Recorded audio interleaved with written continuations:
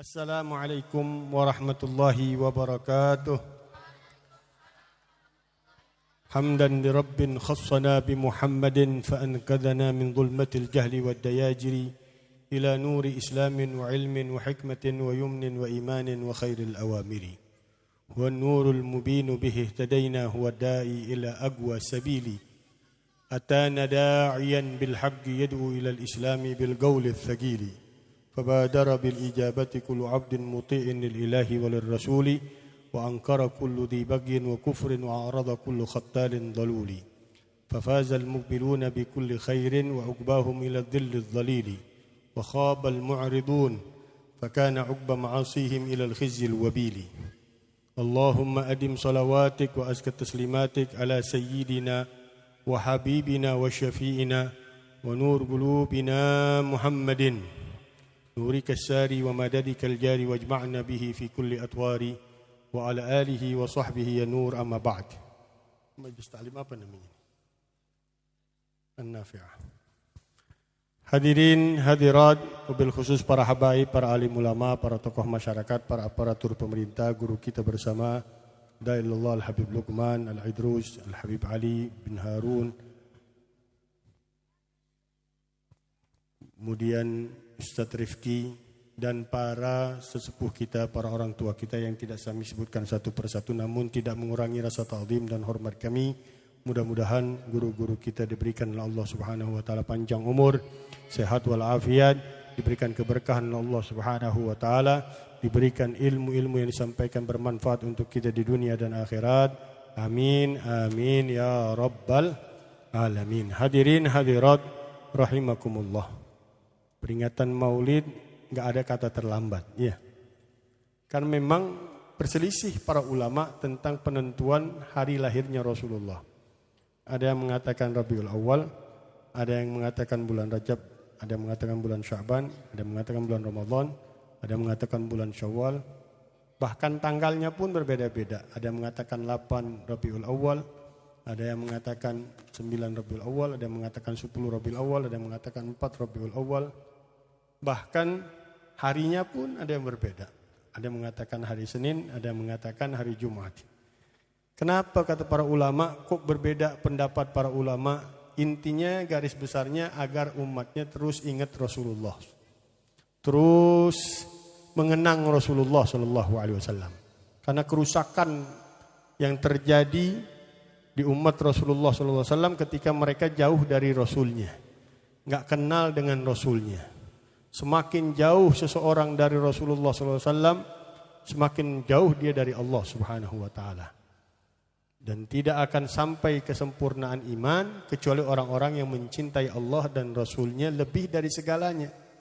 Dalam hadis Imam Bukhari mengatakan la yu'minu ahadukum hatta yakuna Allahu wa rasuluhu habba ilaihi mimma siwahuma. Tidaklah sempurna iman kalian sampai kalian jadikan Allah dan Rasulnya lebih kalian cintai dari segalanya. Tahu, faham makna segalanya. Bukan hanya hidup kita yang di dunia dengan anak, dengan ayah, dengan semua kenikmatan dunia, bahkan akhirat. Itu bagian dari selain Allah dan Rasulnya. Surga yang dijanjikan, semua fasilitas di dalamnya yang dijanjikan.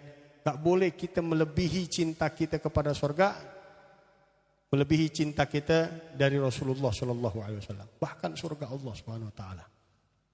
Harus kita berusaha terus memupuk keimanan kita lebih kuat sampai surga pun bukan lagi bandingan terhadap Rasulullah sallallahu alaihi wasallam.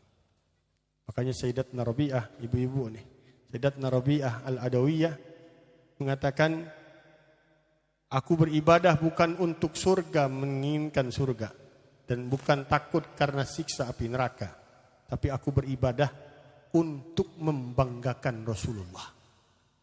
Menggembirakan Rasulullah. Dan dari salah satu yang aku inginkan dibanggakan oleh Rasulullah, dari ibadahnya Sayyidatuna Rabi'ah, 2 kali khatam di waktu pagi Al-Quran, 2 kali khatam Al-Quran di waktu malam hari. Itu perempuan tuh. Ada gak kira orang Bukit Duri? Orang Bukit Duri ada gak yang khatam Al-Quran 2 kali di waktu pagi, 2 kali di waktu malam?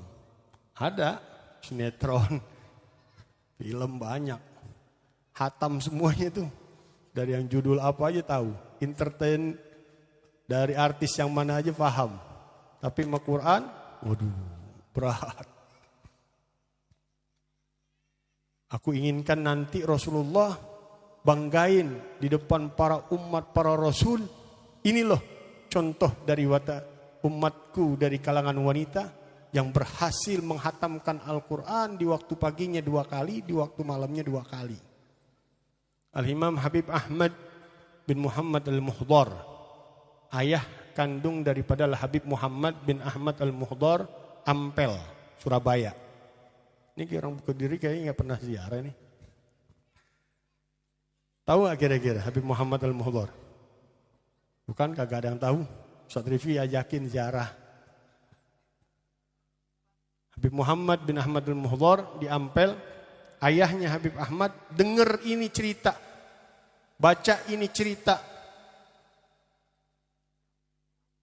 Beliau mengatakan itu perempuan bisa menghatamkan Al-Quran 2 kali, di waktu pagi 2 kali, di waktu siang. Aku ini laki-laki, harus lebih dari itu. Akhirnya dia berusaha terus melatih dirinya sampai dibikin kuburan, lubang di dalam kamarnya, di rumahnya, hanya untuk masuk ke dalamnya baca Quran. Aku ingin jadikan tempat persinggahanku terakhir, lahatku ini tercurahkan sinar Al-Quran berkali-kali daripada khatam Al-Quran di dalamnya. Dari sekali hatam pagi, sekali hatam sore hari, malam hari, dikabarin gurunya Al-Habib Ali bin Muhammad Al-Habsyi, pengarang Simtud Duror. Tadi bacanya apa mulut nih? Dia ulami. Simtud Duror. Simtud Duror, pengarang Al-Habib Ali bin Muhammad Al-Habsyi. Kabarin, aku sekarang sudah berhasil sekali hatam Al-Quran di waktu pagi, sekali di waktu malam. Sampai naik 2 kali, sampai naik 3 kali, sampai naik 4 kali di waktu pagi, 4 kali di waktu siang. Baru beliau meninggal dunia. Sekarang aku lega, katanya, aku senang. Aku sudah melebihi kalangan wanita dari umatnya Rasulullah yang bisa hatam 2 kali di waktu pagi, 2 kali di waktu malam. Itu orang-orang hebat begitu dengan Allah Subhanahu wa taala. Mereka kecintaannya hanya untuk menggembirakan hatinya Rasulullah sallallahu alaihi wasallam. Dan kita orang-orang akhir zaman kayak kita, nyenengin hatinya Rasulullah udah bingung. Mau gimana lagi kalau kita nggak ngikutin ulama-ulama kita, para wali-wali kita, para solihin kita dengan ya ibadah kita yang segini-gininya nih. Mau dibanggain apa kita? Ilmu, pas-pasan. Amal ibadah, bangun malam, Quran, zikir, puasa, pas-pasan. Udah susah kita. Bahkan jangankan kita, Al-Habib Ahmad bin Toha Al-Masyhur Al-Haddad, seorang wali besar yang mengislamkan Afrika. Afrika diislamkan 125.000 di tangan beliau. Beliau mengatakan kita kalau ingin menjadi seperti wali-wali dahulu kayaknya udah gak kuat. Palingan kita tahapannya di Ashabul Yamin katanya.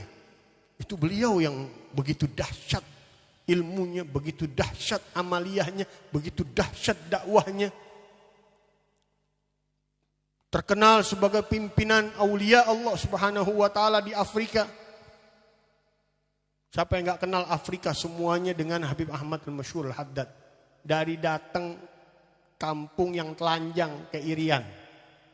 Telanjang, bulat. Dibawain pakaian, dimulai dakwah Islam, diajarin tentang Islam.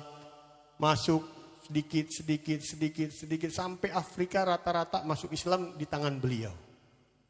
Sekali momen 125.000 masuk Islam di tangan beliau. Tapi beliau nyadarin diri, insaf, sadar. Kita nggak bisa lagi seperti orang-orang dulu. Mau kita menyempurnakan iman kita dengan mengikuti Nabi sesempurna mungkin, udah nggak mungkin, kata mustahil. Kata ulama, kita mengikut Nabi SAW sempurna di dalam seluruh sunnahnya itu mustahil udah. Di zaman-zaman terdahulu aja para ulama sampai begitu dahsyat. Al-Habib Abdullah bin Al-Haddad satu katanya, aku yang nggak bisa ngikutin Nabi tawaf dengan pakai unta. Itu di masanya beliau. Coba masa sekarang. Belum masuk umrah aja udah dilarang. Kemarin ada keputusan masuk umrah dilarang pemerintah Saudi karena penyakit corona yang sudah menyebar di Saudi. Itu teguran kecil dari Allah Subhanahu wa taala bagi orang yang sudah menjauh dengan Allah, menjauh dengan Rasulullah sallallahu alaihi wasallam. Oh, kalau Cina sih udah. Jadi kita nggak pusingin lagi, banyak orang kafirnya. Saudi udah gaya Cina. Diskotik dibuka, bar dibuka, segala macam kemaksiatan merajalela, ya mulai Allah Subhanahu wa taala datengin tufan wal gummal wal jarad arsalna alaihim tufan. Kami datangkan kepada atas mereka orang-orang yang berani melawan Allah Subhanahu wa taala, tufan, banjir besar, angin keras. Selesai, bukan didiemin sama Allah Subhanahu wa taala. Wal kummal, kalau kita bilang kutu-kutu kecil yang berwarna hitam diartikan oleh para ulama. Kalau kita mau virus sekarang lah. Virus belum selesai. Allah kasih lagi apa? Wal kummal wal jarad, belalang. Dengar gak sekarang ada berita? Tentara belalang ngancurin Afrika, masuk ke, mulai kemana? Daratan Cina. La ilaha illallah. La tugatilul jarad fa innahu min jundillahil a'zam. Dalam hadis yang diriwayatkan oleh Zuhair An-Namiri, walaupun hadisnya gharib, hadisnya dhaif, tapi maknanya boleh kita ambil. Jangan kalian perangi tentara Allah itu belalang, karena dia tentara, termasuk bagian tentara-tentara terbesarnya Allah Subhanahu wa taala. Cina dengan kesombongannya udah dikasih virus corona, dia nggak mampu. Dia bilang sekarang kami sudah siap untuk mencegah masuknya belalang ke negara kami. Coba dah, lawan dah Jarod. Lawan tuh belalang kalau mampu.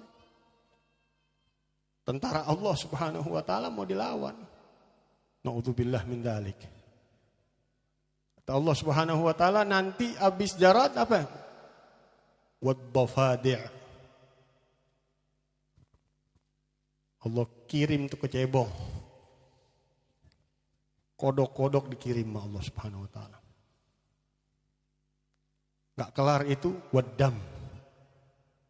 Ayatin mufassalat, tanda-tanda kebesaran Allah yang Allah turunkan. Secara rinci itu diturunin sama Allah.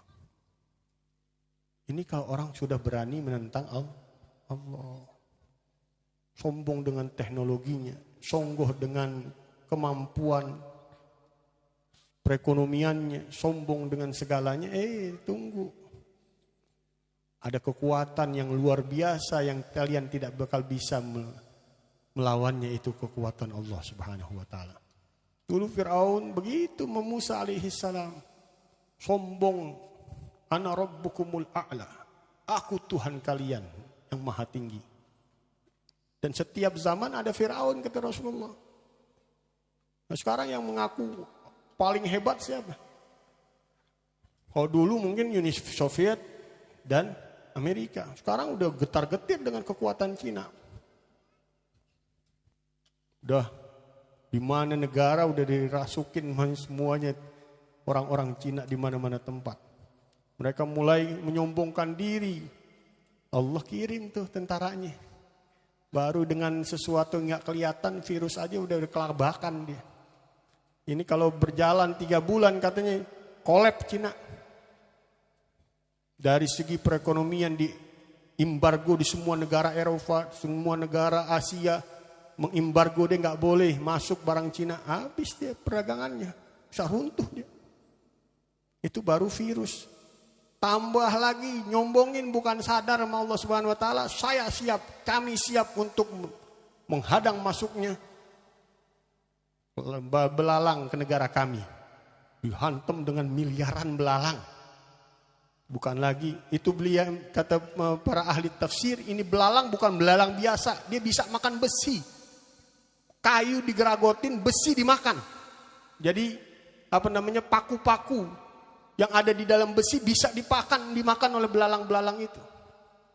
Kita belum menyaksikan ini. Kita baru dengar kabarnya. Tapi udah terjadi, disebutkan di dalam Al-Qur'an bagi orang-orang yang waliyadzubillah menantang Allah Subhanahu wa taala. Itu kaum mujrimin. Nah, kita ini mau disadarin sama Allah Subhanahu wa taala oleh para ulama kita. Enggak ada jalan lagi untuk kita mengingat Allah, mengingat Rasulullah, kecuali perbanyakin tempat-tempat zikir, tempat-tempat sholawat, maulid, majlis-majlis taklim. Untuk apa? Kita kenal Allah. Bagaimana kita mau kenal Allah kalau kita nggak kenal hukumnya Allah? Bagaimana kita mau kenal Allah kalau kita nggak tahu asma'nya Allah? Bagaimana kita mau kenal Allah kalau kita nggak mengerti tentang sifatnya Allah? Bagaimana kita mau dekat dengan Allah kalau kita nggak mengenal zatnya Allah Subhanahu wa taala?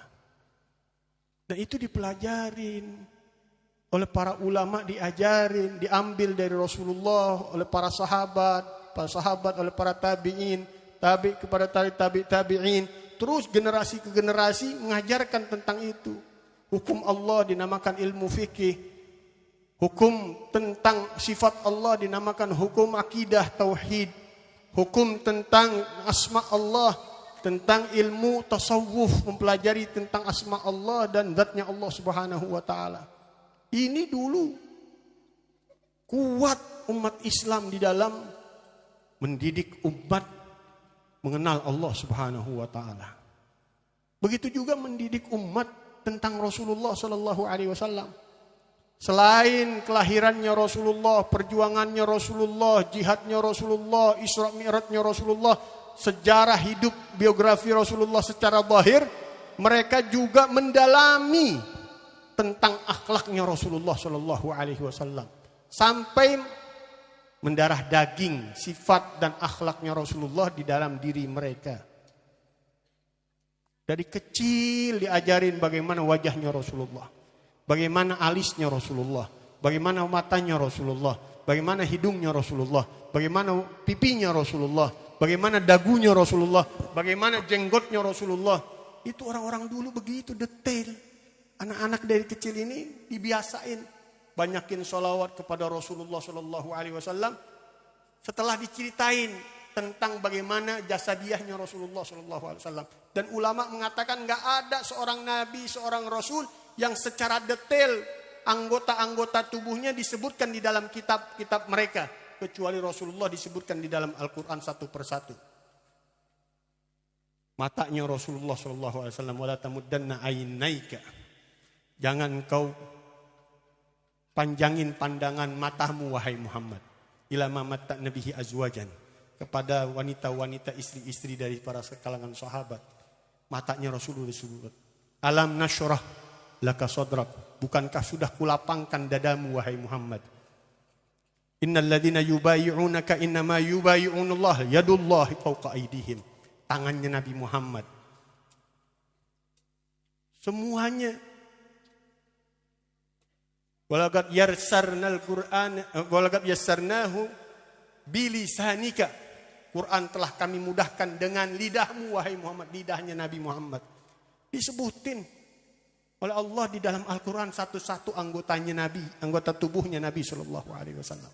Ini diajarin anak-anak kita dulu. Yang biasa-biasa dulu. Anak-anak begini nggak mungkin kita ajarin tentang ilmu-ilmu yang mendalam. Tapi apa? Kalau gambar, senang. Kalau tentang fisik, senang dia. Makanya orang-orang barat pinter. Dirubah dengan apa? Karton. Dirubah dengan robot. Supaya apa? Bayangan anak-anak umat Islam hancur. Dulunya suka membayangkan para solihin, para aulia, para ambia, para rasul. Nabi kita Muhammad SAW di dalam benak mereka yang diajarkan oleh orang-orang tua mereka, para kaum-kaum solihin di zaman-zaman mereka. Zaman kita dihancurin. Yang dicekokin karton. Kartonnya yang waliyadzubillah min dzalik. Sifat kurang ajar diajarin, kata-kata kasar diajarin, kata-kata kotor diajarin, semuanya. Kemudian diajarin lagi robot, manusia robot mustahil, nggak ada. Teman udah terbayangkan sifat keras, sifat kasar, sifat bengis, sifat dari apa? Besi. Diajarin anak tuh, smackdown, diajarin macam-macam. Tentang kekerasan dari robot yang dianggap dia manusia itu ibaratnya besi, kuat, keras. Berubah pikiran anak-anaknya kita. Kalau nggak ada kantor seperti maulid seperti ini, seperti majelis-majelis yang diadakan oleh guru-guru kita, gimana kita mau generasi-generasi anak kita? Kita jangan bayangin diri kita egois kita. Kita aja di zaman kita ini udah kewalahan dengan keadaan teknologi, media, segala kehancuran moral, kebebasan segala, liberalisme, pluralisme, sekularisme, pandangan-pandangan, aliran-aliran, dan segala macam fitnah-fitnah yang sudah datang di masa kita. Bagaimana masa 10 tahun, masa 20 tahun, masa 30 tahun anak-anak kita. Masa generasi berikutnya lebih menyeramkan. Dan itu sudah diwanti-wanti kata orang Betawi. Udah dikasih warning keras sama Nabi. Satati ala ummati fitan. Wa ma ba'dah asyar minha wa ma ba'dah asyar minha. Akan datang fitnah-fitnah di umatku. Yang generasi berikutnya lebih buruk. Generasi berikutnya lebih buruk lagi. Dulu gak tahu orang. Kecuali apa layar tancap paling top itu tuh. Bandolnya orang dulu nih, orang tua nih yang udah 70 tahun, 60 tahun. Paling top udah layar tancap. Tuh bandelnya tuh. Masuk televisi ke rumah, wah udah orang kaya banget di kampung. Hebat udah, punya televisi berwarna, wah udah orang paling hebat, top di kampungnya. Kalau kita sekarang fitnahnya bukan lagi skala kampung, skala perumahan, skala pribadi. Orang bisa bikin aplikasi di kantongnya sendiri, pakai handphonenya masing-masing. Anak-anak kecil aja udah banyak yang dicekokin dengan senjata yang menghancurkan, membinasakan umat dari segi seluruhnya. Moralitasnya, dari segi fisiknya, dari segi pemikirannya, rusak pandangannya, matanya, kesehatannya. Dengan teknologi-teknologi yang ada sekarang. Yang mereka belum siap untuk menampungnya. Tapi sudah kita berikan anak-anak kita kehancuran tersebut. Bagaimana kita akan menanti generasi-generasi yang akan datang lebih baik keadaannya. Kalau kitanya nggak mau kantor. Kantornya gimana? Paling gampang. Ulama kita bikin pembersihan yang sifatnya general. Datang majelis taklim, majelis dzikir, dengerin tausiah para ulama-ulama kita dengan kumpulan malaikat yang berada di tengah-tengah kita, yang hadir di dalam majelis kita, pulang kita bersih lagi. Dikasih ketenangan jiwa lagi sama Allah. Ma jalasa qaumun yaq'udu yadhkurunallaha illa nazalat alaihimus sakinah wa ghasyiyatuhumur rahmah hafathumul malaikah. Wa dzakarallahu fiman indah. Tidak berkumpul satu kaum berzikir dengan Allah Subhanahu wa taala dalam riwayat lain wa yusalluna alayya, berselawat atasku kata Rasulullah sallallahu, kecuali Allah turunkan tuh sakinah, ketenangan. Jiwa yang mulai terkoyak, batin yang mulai hancur-hancuran dengan segala pandangan-pandangan yang haram, pendengaran-pendengaran yang haram, praktek-praktek yang haram, amaliyah-amaliyah pergaulan yang haram. Ini batin yang hancur bisa disembuhin sama Allah Subhanahu wa taala dengan diturunkan sakinah. Itu obat dari Allah Subhanahu wa taala. Orang sekarang nyari tenang aja hebat, mahal, ngancurin diri. Betul enggak? Dengan berbagai media obat-obatan yang waliyadzubillah sudah diserbu habis-habisan kita. Jangan di kota, kita kemana ke ujung-ujung Berung lagi kalau kita bilang. Itu narkoba masuk kampung pelosok yang terpencil-pencil masuk. Nyari apa mereka? Nyari tenang. Kalau ditanya orang-orang itu semua yang pakai narkoba tadinya udah pusing dengan kehidupan, dia pengen cari ketenangan sesaat. Akhirnya terjerumus di dalam waliyadzubillah kehidupan yang waliyadzubillah jauh dari Allah, jauh dari Rasulullah. Kenapa? Nyari ketenangannya bukan dengan obat dari Allah, bukan dengan obat dari Rasulullah. Dia cari ketenangan yang menentang Allah, yang melawan Allah. Akhirnya idza aznabal abdu dzamban wajada fi qalbihi wihsyah. Seorang hamba kalau dia melakukan dosa kepada Allah, Allah jadikan di dalam hatinya wihsyah, stres, galau. Jangan kira orang kaya yang melakukan perbuatan-perbuatan di luar batas itu mereka senangnya sesaat. Mau panggil artis, mau panggil segalanya lagi maksiat yang ditontonkan di depan matanya. Sesaat habis itu, nambah stresnya dia.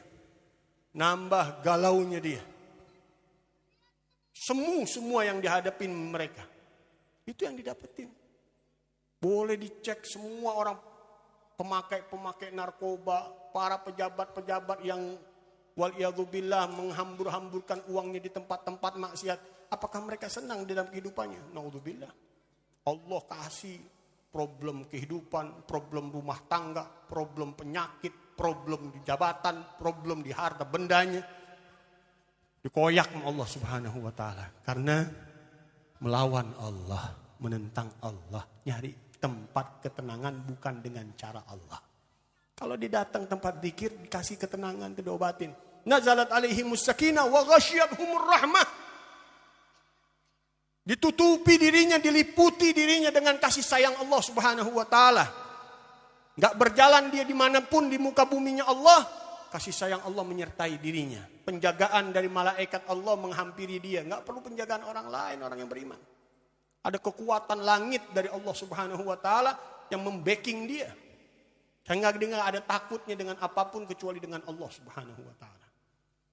Lihat Sayyidina Abdullah bin Umar ketika dari satu peperangan, para sahabat terhenti di satu tempat di padang pasir ngelihat singa, gak berani pada jalan. Ditanya oleh Abdullah bin Umar, apa yang terjadi? Ada singa di depan kita, kawalan singa di depan kita gak bisa lewatin. Maju dia, kawalan singa, dia lihat yang kira-kira pimpinannya dijewer sama dia. Kami ini tentaranya Rasulullah ingin berperang, menyingkir kalian dari tempat ini. Dijewer. Kenapa? Batinnya penuh rasa takut kepada Allah. Ditanya para sahabat, kenapa kok bisa kau melakukan seperti ini dengan tuh singa? Aku dengar Rasulullah SAW, man khafallahu akhafahu kullu syai. Siapa orang yang takut kepada Allah dengan benar-benar, maka segala apapun takut kepadanya. Ya, kita pada akhirnya jauh dari Allah, jauh dari rasa takut sama Allah. Kita berani dengan tentang Allah Subhanahu wa taala dengan kemungkaran, kemaksiatan, dosa, kesalahan yang kita lakukan akhirnya banyak. Baru air aja gitu udah buah. Itu termasuk dari itu tufan itu air kita. Makanya ini bulan Rajab, bulan kita introspeksi diri, bulan kita sadarin diri, bulan kita ingetin diri kita. Udah deh, cukup. Kalau keluarga kita yang ninggalin sholat, keluarga kita yang kurang ajar sama orang tua, yang mutusin silaturahim, yang masih ngomong-ngomong kotor, ngomong-ngomong waliyadzubillah dusta, ngomong-ngomong gosip, ngomong-ngomong ngadu domba, hati-hati. Ini udah depan mata kita, udah dikirimin air, nggak kelar-kelar. Betul nggak? Bukit Duri nggak ya? Aman ya? Aman Bukit Duri ya? Orang banyak orang soleh Bukit Duri. Mau sonoan dikit, kesian. La ilaha illallah. Kita nangis. Kita ngejerit sama Allah Subhanahu wa taala, ya Allah cukup. Orang sehari banjir aja udah gak kuat loh. Kita punya saudara 4 hari berturut-turut hujan sampai sepuser. Sampai manggil tukang gak kuat udah tepar. 2 hari itu bloknya gak kelar-kelar. Manggil tukang mbak biayain deh buat bersihin rumah. Udah dibersihin. Coplok semuanya tuh ubin. La ilaha illallah. Jangan kita nganggap tenang yang belum kedapetan. Hati-hati. La ya'manu min makrillah illal qaumul khasirun. Tidak merasa aman dari murka Allah kecuali orang-orang yang rugi. Hati-hati. Kalau belum kita sadarin diri kita. Ingetin diri kita. Cukupin maksiat dengan Allah. Jaga anak-anak kita. Jaga keluarga kita. Boleh nonton, tapi ingat-ingat. Waktu-waktu yang mulia, jangan kita antara maghrib dan isya. Sebelum subuh, habis subuh. Jaga itu waktu-waktu sebelum maghrib. Itu waktu-waktu istimewa. Ulama menjaga 4 ini, dijaga sama Allah Subhanahu wa Ta'ala kehidupannya. Sebelum subuh walaupun 5 menit. Habis subuh sampai timbul matahari isyraq. Sebelum maghrib walaupun 5 menit. Habis maghrib sampai isya. Orang dulu datang Habib Alwi bin Abdurrahman bin Ali Sahibul Bughyah al-Masyhur. Kalau membaca kitab fikih, kitab Bughyah, Masya Allah ini. Kitabnya para pembesar ulama-ulama fikih. Habib Alwi ini abahnya kehilangan 1 kantong uang. Dia temuin nih anak. Girang kan? Nemuin barang hilang abahnya, duit lagi. Anak soleh banget kan zaman sekarang. Girang dia samperin ayahnya. Ayahnya lagi tadarus Al-Quran antara maghrib dan isya. Orang-orang soleh dahulu tuh maghrib dan isya banyaknya tadarus Al-Quran. Kalau kita udah banyak majelis-majelis taklim. Alhamdulillah ratib, al-attas, ratib, al-haddad. Kemudian diisi dengan baca-baca kitab-kitab salaf. Udah lumayan nih adat udah berkembang di negeri kita. Ini Habib Alwi girang bilang, ya bah. Ini kantong ketemu. Abahnya lagi baca Quran nih. Ngotot abahnya. Selesai membayang isya dipanggil anaknya Alwi. Alwi, apa enggak ada lagi waktu inti negor abah inti kecuali sedang baca Quran? Aneh enggak mau ngelihat muka inti lagi 1 tahun. Inti sekarang pergi ke Mekah belajar adab lagi. Tuh orang dulu tuh begitu. Makanya kita kagak. Barang-barang nonton. Udah waktu maghrib dan isya bukan berhenti matiin televisi. Bapak emaknya sama. Duduk. La ilaha illallah. Gimana kita mau menghidupkan sunnah Rasulullah, ajaran Rasulullah, ilmu Rasulullah. Kalau kitanya habis masuk majelis, kotorin lagi. Masuk majelis, kotorin lagi. Apa dengan kotorannya? Mata pendengaran ini tempat jalur untuk merusak hati kita. Inna sam'a wal basara wal fuada kullu ulaika anhu mas'ula. Sungguh pendengaran, penglihatan dan jiwa manusia semuanya akan diminta pertanggungan jawabnya oleh Allah Subhanahu wa Ta'ala. Kata ulama, kenapa kok pendengaran, penglihatan, nggak bilang tangan, nggak bilang kaki, nggak bilang badan yang lain, anggota tubuh yang lain? Iya, karena ini 2 alat untuk koneksinya ke dalam batin seseorang yang cepat. Langsung tuh, connect dia. Kita habis nyapu, habis ngepel, buka lagi itu, ablakin pintu. Ablakin jendela. Sebelahnya tong sampah. Kotoran-kotoran, debu. Kira-kira bersih gak tuh rumah? Mau sampai budek, ente pel, ente sapu, ya berkotor-kotor lagi. Begitu juga batin kita nih, hati kita. Datang ke majelis taklim udah rapi. Dapat ampunan Allah Subhanahu wa Ta'ala. Dapat pembersihan dari Allah Subhanahu wa Ta'ala. Disucikan oleh Allah Subhanahu wa Ta'ala dari dosa-dosanya. Bersihan gumu maghfuran lakum. Malaikat mengatakan, bangun kalian. Sudah diampunin sama Allah Subhanahu wa Ta'ala dosa-dosa kalian. Walaupun kata ulama itu dosa-dosa kecil. Tapi gak menutup, kata ulama yang lain, gak menutup dosa besar pun diampunin sama Allah Subhanahu wa Ta'ala ketika orang kumpul mendapat rahmat Allah, sakinah dari Allah, turunnya malaikat Allah, mendapatkan ampunan dari Allah Subhanahu wa Ta'ala di dalam majlis-majlis zikir seperti ini. Tapi kalau udah bersih, pulang nonton lagi. Pulang gosip lagi dengerin nih. Rusak lagi, sampai budek juga gak bakal baik-baik itu penyakit. Ayo mari insya Allah peringatan maulid kita ajarin lagi, didik lagi anak-anak kita. Kalau kita gak bisa ngedidik pun banyak banget. As-Saqqafah ada, Al-Kifahi ada. Banyak banget di Bukit Duri sih udah lumrah deh. Majelis taklim mah udah numplek. Udah gak pakai diajarin lagi. Melek aja udah kelihatan tuh Ustadz, kelihatan tuh Kiai, kelihatan tuh Habib. Melek mata. Kalau di sonoan kan agak susah. Melek susah lagi. Tukang becak. Melek lagi tukang angkot. Melek lagi tukang ojek. Di sini melek mata langsung ustadz ketemu, kiai ketemu, habib ketemu, majelis taklim ketemu, majelis zikir ketemu, ratib ketemu. Wah banyak banget udah. Jangan sia-siain. Mumpung Allah Subhanahu wa taala masih sayangin kita. Dan mudah-mudahan rahmat Allah dijaga untuk kita semuanya. Kecintaan dari Allah, kecintaan dari Rasulullah Allah berikan untuk kita dengan kita mendalami ilmu yang bermanfaat. Nah, ilmu yang bermanfaat apa sih? Ilmu yang diamalin. Kalau kita mau pelajarin tadi itu 3 semuanya, mungkin waktu kita nggak cukup seumur hidup. Maka kata Habib Idrus bin Umar al-Habsyi, khudh minal ilmi ma nafa' in kunta li kalami tasma'. Ambil dari ilmu yang bermanfaat kalau engkau dengar omonganku. Kata ulama, apa yang bermanfaat? Al-ilmu alladhi ta'malu bihi. Ilmu yang bermanfaat, yang ilmu yang kita bisa melakoninya, bisa ngamalinnya. Wah, jangan berat-berat. Mau puasa Daud, mau puasa Muti, mau puasa setahun penuh. Geblek sehari juga udah gak kuat. Mau bangun malam sepanjang malam, besoknya subuh hilang, duhur hilang, asar hilang kan. Yang nafa aja, yang sesuaiin diri kemampuan kita masing-masing, latihan. Gak ada orang sampai puncak itu langsung blok, gak ada. Naik tangga sampai puncak. Kita begitu juga belajar minal mahdi utlubul ilma minal mahdi ilal lahdi.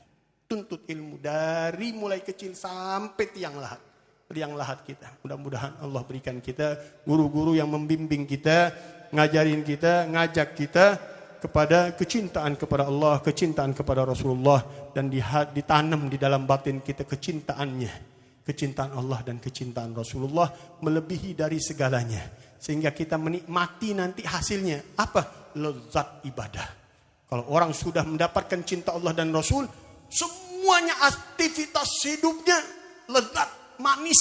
Imannya dari Allah Subhanahu wa taala melebihi daripada orang-orang yang lain. Amin ya rabbal alamin. Allahumma hdina bihudak waj'alna mimman yusari'u fi ridhak la tuwallina waliyan siwak wa la taj'alna mimman khalafa amraka wa 'asak wa hasbunallahu wa ni'mal wakil wa la hawla wa la quwwata illa billahil aliyyil azim. Allahumma barik lana fima baqi min Rajab, ballighna Sya'ban wa Ramadan, a'inna 'ala as-siyam wal qiyam, ihfazna min adh-dhunubi wa irtikabil atham waj'alna min ibadika alladhina istaqam برحمتك يا ذا الجلال والإكرام. اللهم نسألك من خير ما سألك من عبد نبيك محمد صلى الله عليه وسلم في هذه الليلة المباركة لنا وللأمة، ونعوذ بك من شر ما استعاذك من عبد نبيك محمد صلى الله عليه وسلم لنا والأمة وعبادك الصالحون، وما قضيت لنا من أمر فاجعل عاقبته لنا رشدا برحمتك يا أرحم الراحمين. ربنا تقبل منا إنك أنت السميع العليم، تب علينا إنك أنت التواب الرحيم. ربنا آتنا في الدنيا حسنة وفي الآخرة حسنة وقنا عذاب النار. وصلى الله على سيدنا محمد نبي الأمي وعلى آله وصحبه وسلم. الحمد لله رب العالمين. الفاتحة.